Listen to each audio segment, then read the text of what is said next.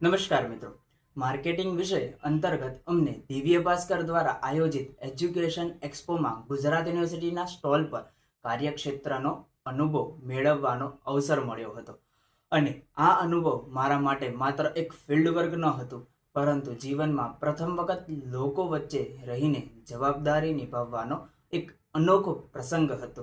અમારી બેચને 2 ભાગમાં વહેંચવામાં આવી હતી, જેમાં એક જૂથ સવારે 9 વાગ્યાથી બપોરના 2 વાગ્યા સુધી અને બીજું જૂથ બપોરના 2 વાગ્યાથી રાતના 9 વાગ્યા સુધી ફરજ બજાવતું હતું. પ્રથમ દિવસે હું સવારે આવેલી પહેલી બેચમાં હતો. શરૂઆતમાં મારા મનમાં ખૂબ મૂંઝવણ હતી.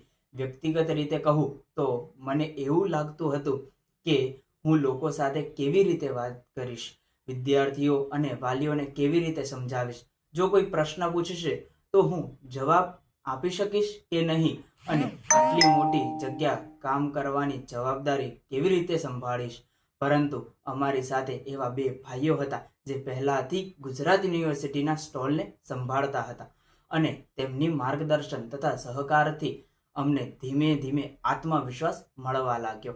એક્સપોનું ઉદ્ઘાટન શિક્ષણ મંત્રીશ્રીના હસ્તે થવાનું હતું, અને તેઓ જ્યારે અમારા સ્ટોલ પર આવ્યા ત્યારે અમને તેમને અમારા કોર્સ વિશે માહિતી આપવાનો અવસર મળ્યો. અમે તેમને સમજાવ્યું કે અમારો કોર્સ કેવી રીતે ચાલે છે, તેમાં વિદ્યાર્થીઓને શું શીખવામાં આવે છે, ભવિષ્યમાં તેમનું શું ઉપયોગિતા છે, અને ગુજરાત યુનિવર્સિટી વિદ્યાર્થીઓને કઈ રીતે માર્ગદર્શન આપે છે. અમે તેમનું સ્વાગત કર્યું, તેમની સાથે ફોટોગ્રાફી લીધા, અને આ સમગ્ર પ્રસંગ અમને ખૂબ ઉત્સાહ અને ગર્વનો અનુભવ કરાવ્યો.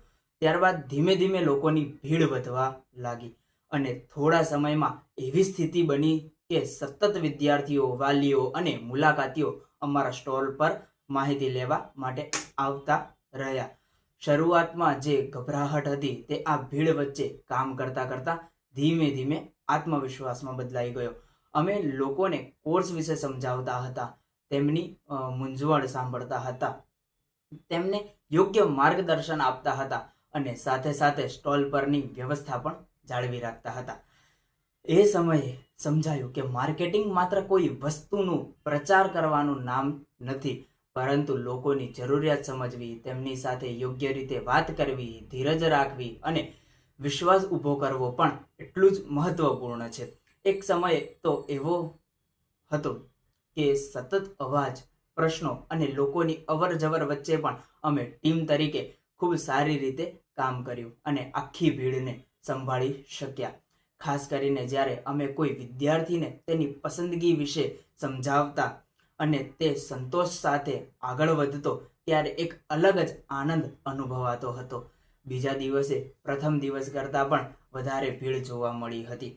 લોકોમાં કોર્સ, પ્રવેશ પ્રક્રિયા અને ભવિષ્યની તકો અને કારકિર્દી અંગે જાણવાની ઉત્સુકતા વધુ હતી. બીજા દિવસે અમારી અંદર પહેલેથી જ વધારે આત્મવિશ્વાસ હતો, કારણ કે હવે અમને લોકો સાથે કેવી રીતે વાત કરવી, કેવી રીતે સમજાવવું અને કઈ રીતે તેમની સાથે જોડાવવું તેની સમજ આવી ગઈ હતી. અંતિમ દિવસ હોવાથી મનમાં થોડું દુઃખ પણ હતું કે આ અનુભવ ખૂબ જ ઝડપથી પૂર્ણ થઈ રહ્યો હતો. અમને એવું લાગ્યું કે જાણે થોડા સમય પહેલા જ શરૂઆત થઈ હતી અને હવે આખું કાર્ય પૂર્ણ થઈ ગયું.